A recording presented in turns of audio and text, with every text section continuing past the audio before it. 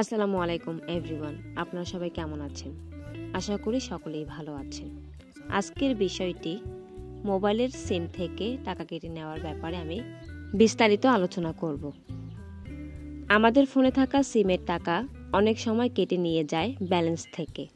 হয়তো মেসেজ এসে কেটে নিচ্ছে, না হলে মেসেজ ছাড়া শুধুই ব্যালেন্স থেকে টাকা কেটে নিচ্ছে। এটা কিন্তু শুধু কেটে নিচ্ছে না, হয়তো কোনো সার্ভিস চালু আছে, সেই জন্য আপনাকে এই সার্ভিসটি বন্ধ করে দিতে হবে।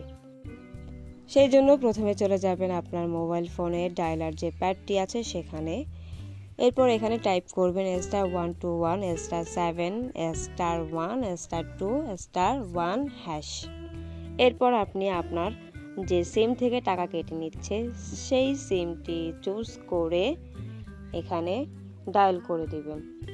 তারপর একটু প্রসেসিং নিবে। এরপর আপনার সামনে একটি ইন্টারফেস চলে আসবে। দেখতেই পাচ্ছেন এখানে চলে আসছে your request is being processed. এটা দ্বারা বোঝায় যে আপনার মোবাইলে যে সার্ভিসটি চালু ছিল সেই জন্য আপনি এখানে রিকোয়েস্ট পাঠিয়েছেন। এখানে 00 লিখে হোম এখানে ক্লিক করে দিবেন। তারপর এখান থেকে ক্যান্সেলে ক্লিক করে দিবেন। আমার মোবাইলের স্ক্রিনে উপরে দেখতে পাচ্ছেন একটি মেসেজ চলে আসছে, আমরা জাস্ট সেখানে ক্লিক করে দিব। ক্লিক করব এই জন্য যে এখানে কি পাঠিয়েছে আমাদেরকে। এখানে লেখা আছে আপনার সকল ভয়েস সার্ভিস সফলভাবে বন্ধ হয়েছে।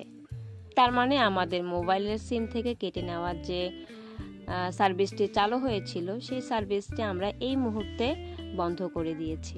সো এভরিওয়ান, আপনারা দেখতে পাচ্ছেন যে আমি কিভাবে কি করেছি।